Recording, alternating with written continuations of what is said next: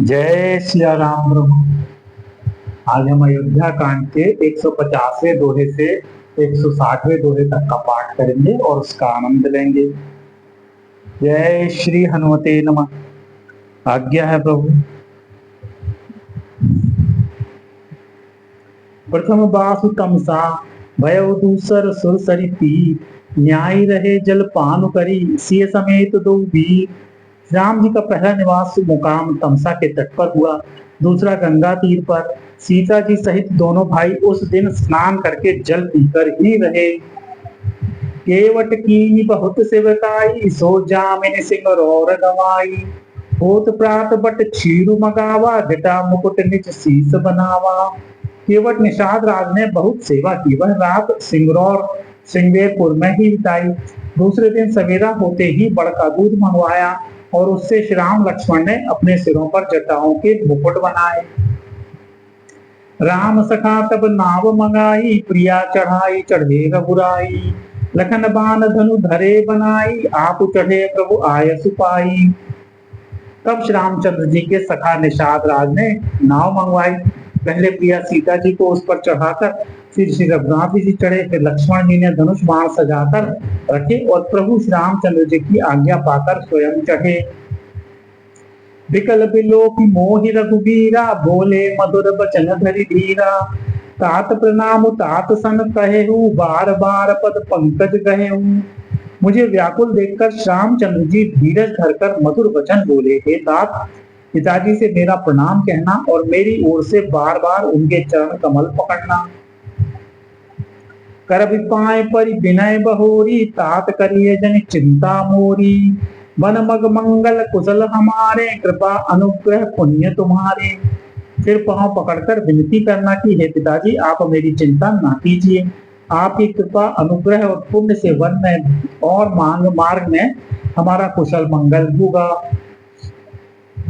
तुम्हारे अनुग्रह तात कानन जात सब सुख पाई हो। प्रतिपाली आय सुकुशल देखन पाए पुनि फिरी आई हो।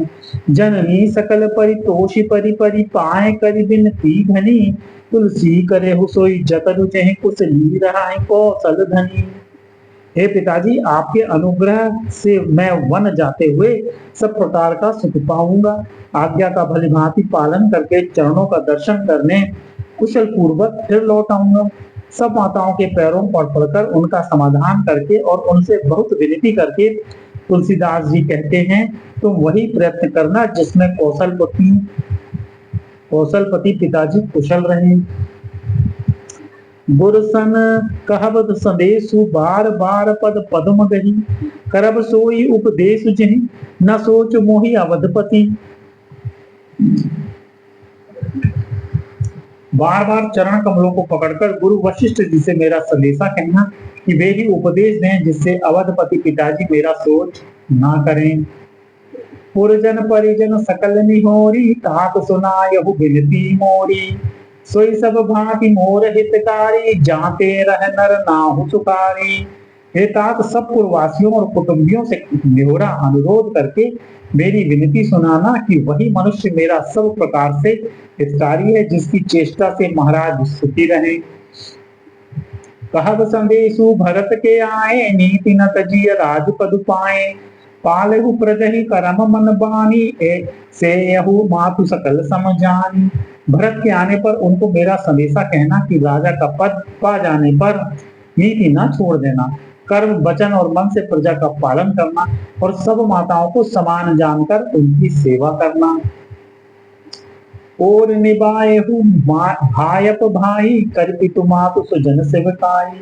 तात भांति कही राखब राऊ सोच मोर जिहि करे न काऊ।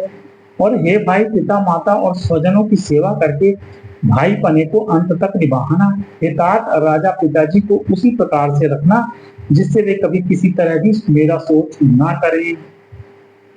लखन कहे कछु बचन कठोरा बरज राम पुनि मोहि निहोरा।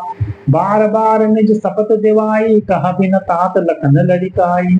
लक्ष्मण जी ने कुछ कठोर वचन कहे किंतु श्री राम जी ने उन्हें बरज कर फिर मुझसे अनुरोध किया और बार बार अपनी सौगंध दिलाई और कहा, हे तात, लक्ष्मण का लड़कपन वहां न कहना।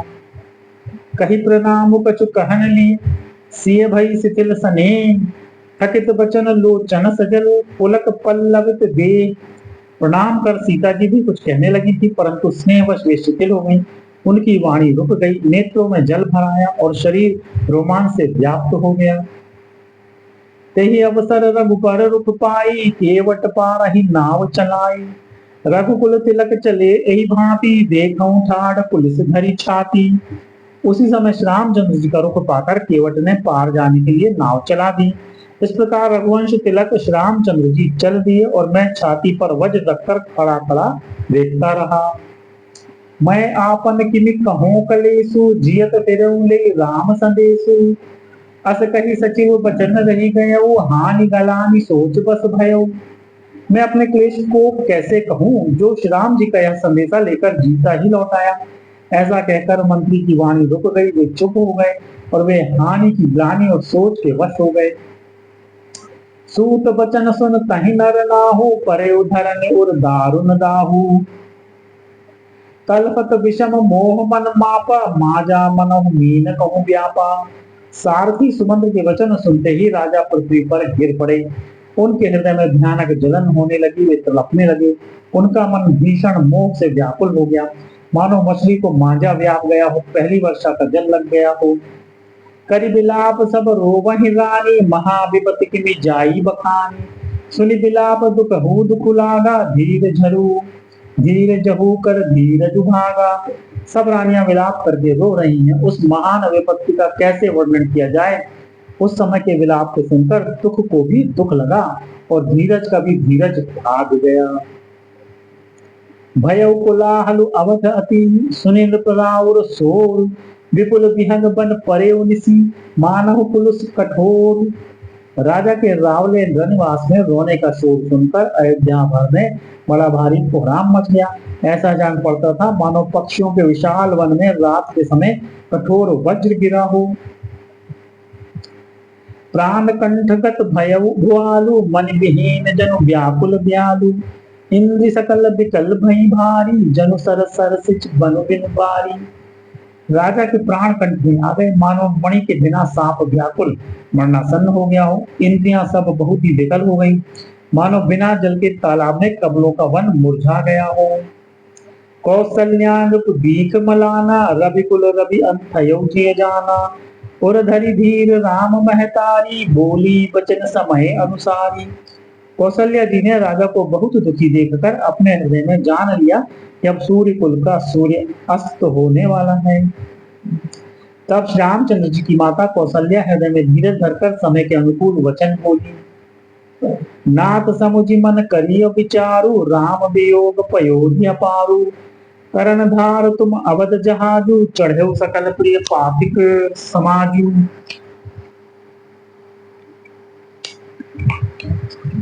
हे नाथ, आप मन में समझकर विचार कीजिए कि श्री रामचंद्र का वियोग अपार समुद्र है, अयोध्या जहाज है और आप उसके कर्णधार देने वाले हैं। सब प्रियजन कुटुंबी और प्रजा ही यात्रियों का समाज है जो इस जहाज पर चढ़ा हुआ है। धीरज धरिय तपाइय पारू, नाही तपोरिय सबु परिवारू। जो जिय धरिय विनय पिय मोरी, राम लखन सिय मिलहि गहोरी। आप धीरज धरिएगा तो सब पार पहुंच जाएंगे, नहीं तो सारा परिवार डूब जाएगा। हे प्रिय स्वामी, यदि मेरी विनती हृदय में धारण कीजिएगा तो श्री राम लक्ष्मण सीता फिर आ मिलेंगे। प्रिया बचन मृदु सुनत नृपो, चितयउ आंख उघारी। तलपत मीन मलिन जनु, सींचत शीतल बारी। प्रिय पत्नी कौशल्या के कोमल वचन सुनते हुए राजा ने आंखें खोलकर देखा, मानो तड़पती हुई दीन मछली पर कोई शीतल जल छिड़क रहा हो। धरि धीरज उठी बैठ भुआलु, कहु सुमंत्र कहा राम कृपालु। कहा लखनु कहा राम सनेहो, कहा प्रिय पुत्र बधू वैदेही। धीरज धरकर राजा उठ बैठे और बोले, सुमंत्र कहो कृपालु, श्री राम कहाँ है, लक्ष्मण कहाँ है, स्नेही राम कहाँ है और मेरी प्यारी बहू जानकी कहाँ है। बिलपत राव बिकल बहु भांति, भय जुग सरिस सिराती न राती। तापस अंध साप सुधी आई, कौशल्या ही सब कथा सुनाई।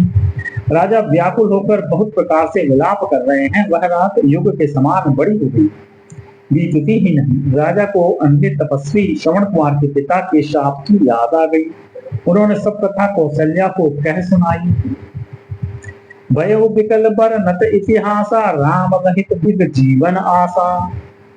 सो तनु राखी करब मैं कहा, जहि न प्रेम पन मोर निबाहा। उस इतिहास का वर्णन करते करते राजा व्याकुल हो गए और कहने लगे, इस राम के बिना जीने की आशा को धिक्कार है। मैं उस शरीर को रखकर क्या करूंगा जिसने मेरा प्रेम का प्रण नहीं निभाया। हा रघुनंदन प्राण प्रीते, तुम बिनु जियत बहुत दिन बीते। हा जानकी लखन हा रघुबर, हा पितु हित चित चातक जलधर। हा रघुकुल को आनंद देने वाले मेरे प्राण प्यारे राम, तुम्हारे बिना जीते हुए मुझे बहुत दिन बीत गए। हा जानकी लक्ष्मण, हा रघुवर, हा पिता के चित्त रूपी चातक के हित करने वाले मेघ। राम राम कही राम कही, राम राम कही राम। तनु परिहरि रघुबर बिरहु, राउ गयो सुरधाम। राम राम कहकर फिर राम राम कहकर फिर राम राम कहकर और फिर राम कहकर राजा श्री राम के विरह में शरीर त्याग कर सुरलोक को सिधार गए। जियन मरण फल दशरथ पावा, अंड अनेक अमल जसु छावा। जेत राम विदु बदनु निहारा, राम विरह कर मरण सवारा। जीने और मरने का फल तो दशरथ जी ने ही पाया, जिनका निर्मल यश अनेकों ब्रह्मांडों में छा गया। जीते जी तो श्री रामचंद्र जी के चंद्रमा के समान मुख को देखा और श्री राम के विरह को निमित्त बनाकर अपना मरण सुधार लिया।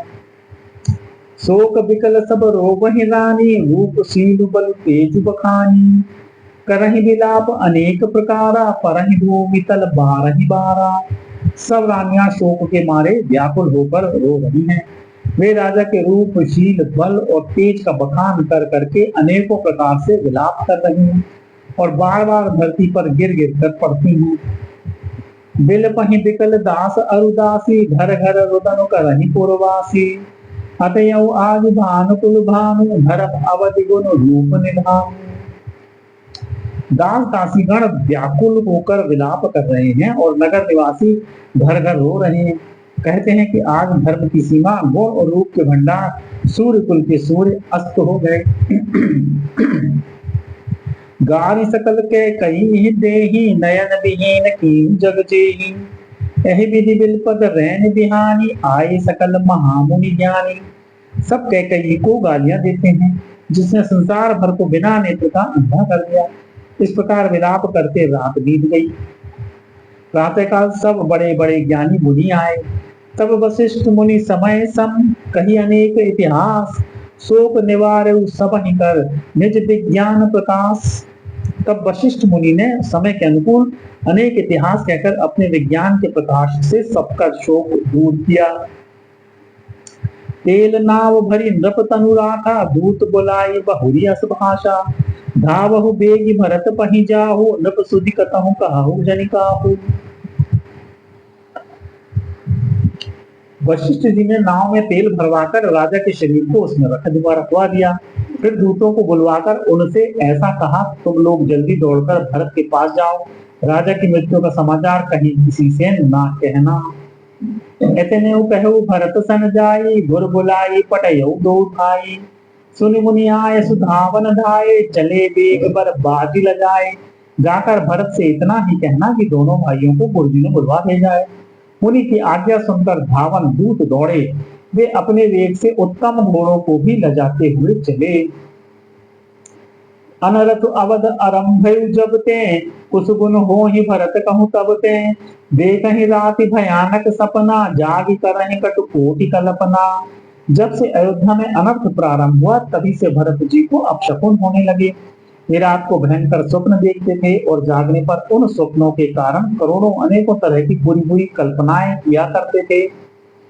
विप्र जीवाई देहि दिन दाना, शिव अभिषेक करहि विधि नाना। मांगहि हृदय महेश मनाई, कुशल मातु पितु परिजन भाई। अनिष्ट शांति के लिए वे प्रतिदिन ब्राह्मणों को भोजन कराकर दान देते थे। अनेकों विधियों से रुद्राभिषेक करते थे। महादेव जी को हृदय में मनाकर उनसे माता पिता कुटुंबी और भाइयों का कुशल क्षेम मांगते थे। यही विधि सोचत भरत मन, धावन पहुंचे आई। गुर अनुशासन श्रवण सुनी, चले गणेश मनाई। भरत जी इस प्रकार मन में चिंता कर रहे थे कि दूत आ पहुंचे। गुरु जी की आज्ञा कानों से सुनते ही वे गणेश जी को मनाकर चल पड़े। चले समीर बेग है हाके, नागत सरित सैल बन बाके। हृदय सोच बड़ कछु न सुहाई, अस जानहि जे जाऊं उड़ाई। हवा के समान वेग वाले घोड़ों को हाँकते हुए वे विकट नदी, पहाड़ तथा जंगलों को लांघते हुए चले। उनके हृदय में बड़ा सोच था, कुछ सुहाता न था। मन में ऐसा सोचते थे कि उड़कर पहुंच जाऊं। एक निमेष बरस समझाई, एहि विधि भरत नगर नियर आई। असगुन होहि नगर पैठारा, रटहि कुभांति कुखेत करारा। एक एक निमेष वर्ष के समान बीत रहा था। इस प्रकार भरत जी नगर के निकट पहुंचे। नगर में प्रवेश करते समय अपशकुन होने लगे। कोए बुरी जगह बैठकर बुरी तरह से कांव कांव कर रहे। खरसियार बोलहि प्रतिकूला, सुनि सुनि होई भरत मन सूला। श्रीहत सर सरिता बन बागा, नगर विशेष भयावन लागा। गधे और सियार विपरीत बोल रहे हैं। यह सुन सुनकर भरत के मन में बड़ी पीड़ा हो रही है। तालाब, नदी, वन, बगीचे सब शोभाहीन हो रहे हैं। नगर बहुत ही भयानक लग रहा है। खग मृग है गए जाहि न जोए, राम वियोग कुरूप बियोए। नगर नारी नर निपट दुखारी, मनहु सबनि सब संपत्ति हारी। राम जी के वियोग रूपी बुरे रोग से सताए हुए पशु पक्षी घोड़े हाथी ऐसे दुखी हो रहे हैं कि देखे नहीं जाते। नगर के स्त्री पुरुष अत्यंत दुखी हो रहे हैं, मानो सब अपनी सारी संपत्ति हार बैठे हैं। पुरजन मिलहि न कहीं कछु, गवहि जोहारहि जाहि। भरत कुशल पूछी न सकहीं, भय विषाद मन माहि। नगर के लोग मिलते हैं पर कुछ कहते नहीं। गांव से चुपके से जोहार वंदना करके चले जाते हैं। भरत जी भी किसी से कुशल नहीं पूछ सकते, क्योंकि उनके मन में भय और विषाद छा रहा है। हाट बाट नहीं जाई निहारी, जनुपुर दह दिसि लागी दवारी। आवत सुत सुनि कैकयी नंदनी, हर्षि रविकुल जलरुह चंदनी। बाजार और रास्ते देखे नहीं जाते, मानो नगर में दसों दिशाओं में दावाग्नि लगी है। पुत्र को आते सुनकर सूर्यकुल रूपी कमल के लिए चांदनी रूपी कैकयी बड़ी हर्षित हुई। सजी आरती मुदित उठी भाई, द्वार भेंटि भवन ले आई। भरत दुखित परिवार निहारा, मानहु तुहिन बनज बन मारा। वह आरती सजाकर आनंद में भरकर उठ दौड़ी और दरवाजे पर ही मिलकर भरत शत्रुघ्न को महल में ले आई। भरत ने सारे परिवार को दुखी देखा, मानो कमलों के वन को पाला मार गया है। कैकयी हर्षित एहि भांति, मनहु मुदित दव लाई किराती। सुतहि सोच देखि मनु मारे, पूछति नैहर कुशल हमारे। एक कैकयी ही इस तरह हर्षित दिखती है, मानो भेलिनी जंगल में आग लगाकर आनंद में भर रही हो। पुत्र को सोचवश और मन मारे बहुत उदास देखकर वह पूछने लगी, हमारे नैहर में कुशल तो है? सकल कुशल कही भरत सुनाई, पूछी निज कुल कुशल भलाई। कहूँ कह तात कहाँ सब माता, कहाँ सिय राम लखन प्रिय भाता। भरत जी ने सब कुशल कह सुनाई, फिर अपने कुल की कुशल छेद पूछी। भरत जी ने कहा, कहो पिताजी कहाँ हैं, मेरी सब माताएं कहाँ हैं, सीता जी और मेरे प्यारे भाई राम लक्ष्मण कहाँ हैं। सुन सुत बचन स्नेहमय, कपट नीर भरी मैं। भरत श्रवण मन सूल सम, पापिनी बोली बैं। पुत्र के स्नेहमय वचन सुनकर नेत्रों में कपट का जल भरकर पापिनी कैकयी भरत के कानों में और मन में शूल के समान चुभने वाली वचन बोली। तात बात में सकल समारी, भय मंथरा सहाय विचारी। कछुक काज विद बीच बिगारे, भूपति सुरपति पुरप बुधारे। हेतात मैंने सारी बात बना दी थी, बेचारी मंथरा सहायक हुई, पर विधाता ने बीच में जरा सा काम बिगाड़ दिया। वह है कि राजा देवलोक को पधार गए। सुनत भरत भय दिवस विषादा, जनु सहमयो करी के हरिनादा। तात तात हा तात पुकारी, परे भूमि तल व्याकुल भारी। भरत यह सुनते ही विषाद के मारे विवश हो बेहाल हो गए, मानो सिंह की गर्जना सुनकर हाथी सहम गया हो। वे तात तात हा तात पुकारते हुए अत्यंत व्याकुल होकर जमीन पर गिर पड़े। चलत न देख न पायऊ तो ही, तात न राम ही सौंपने मोहि। बहुरी धीर धरी उठे संभारी, कहू कि तुम मरण हेतु महतारी। और विलाप करने लगे कि हे तात, मैं आपको स्वर्ग के लिए चलते समय देख भी ना सका। हाय, आप मुझे श्री राम जी को सौंप भी नहीं गए। फिर धीरज धरकर वे संभल कर उठ बैठे और बोले, माता पिता के मरने का कारण तो बताओ। सुन सुत बचन कहत कह के, मरम पांच जनु माहुर देई। आगे होते हैं सब आपने करने, कुटिल कठोर मुदित मन बरने। पुत्र का वचन सुनकर कैकेयी कहने लगी, मानो मर्म स्थान को पाँच कर चाकू से चीर कर उसमें जहर भर रही है। कुटिल और कठोर कैकेयी ने अपनी सब करनी शुरू से आखिर तक बड़े प्रसन्न मन से सुना दी। भरत ही बिसरु पितु मरण, सुनत राम बन गौन। हेतु अपन पउ जान जी, थकित रहे धरि मौन। रामचंद्र जी का वन जाना सुनकर भरत जी को पिता का मरण भूल गया और हृदय में इस सारे अनर्थ का कारण अपने को ही जानकर वे मौन होकर स्तंभित रह गए, अर्थात उनकी बोली बंद हो गई और वे सन्न रह गए। जय श्री राम प्रभु। यहाँ पर हम विश्राम लेंगे। कल पुनः अयोध्या कांड के 160वें दोहे से 170वें दोहे तक का पाठ करेंगे और उसका आनंद लेंगे। जय श्री हनुमते प्रभु।